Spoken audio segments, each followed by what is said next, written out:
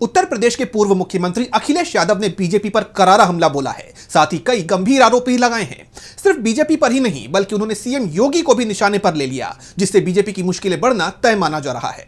तो क्या कुछ बोले हैं अखिलेश यादव और क्या है ये पूरी खबर, जानेंगे इस रिपोर्ट में। पश्चिम बंगाल में विधानसभा चुनाव होने हैं। ऐसे में बीजेपी की तरफ से एड़ी चोटी का जोर लगाकर बंगाल फतेह करने की कोशिश की जा रही है, लेकिन बीजेपी को कोई सफलता नहीं मिलने वाली। ये दावा किया है उत्तर प्रदेश के पूर्व मुख्यमंत्री और सपा प्रमुख अखिलेश यादव ने।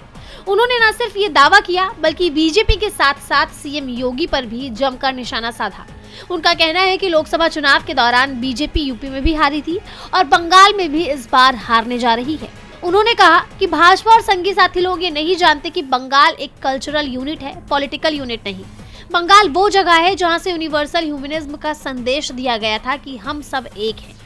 यहाँ ये नफरत फैलाने में कामयाब नहीं होंगे। दीदी से ईडी हारी, जो पेन ड्राइव के पेन से अभी तक उभर नहीं पाई है बीजेपी। दीदी ने ईडी को हरा दिया। हमें उम्मीद है दीदी के खिलाफ बीजेपी हारेगी, लेकिन वो इज्जतदार हार हारना चाहती है। बस यही लड़ाई है उनकी। यही नहीं, उन्होंने आगे बीजेपी पर गंभीर आरोप लगाया कि बीजेपी भेदभाव को बढ़ावा देती है। ये मुख्यमंत्री आवास को गंगा जल से धो रहे थे। इनकी डिवाइड करने की पॉलिटिक्स है। हमने तो वो समय भारतीय जनता पार्टी का देखा है जहाँ पर मुख्यमंत्री आवास को गंगा जल से धो रहे थे। ये क्या भारत में संभव है, हिंदुस्तान में संभव है ये बातें? तो ये नफरत फैलाने का जो इनका तरीका है, ये दरार डालने का जो तरीका है, जो इनका डिवाइड करने की पॉलिटिक्स है, यूपी में भी हारी लोकसभा में, बंगाल में भी इस बार हारने जा रहे हैं।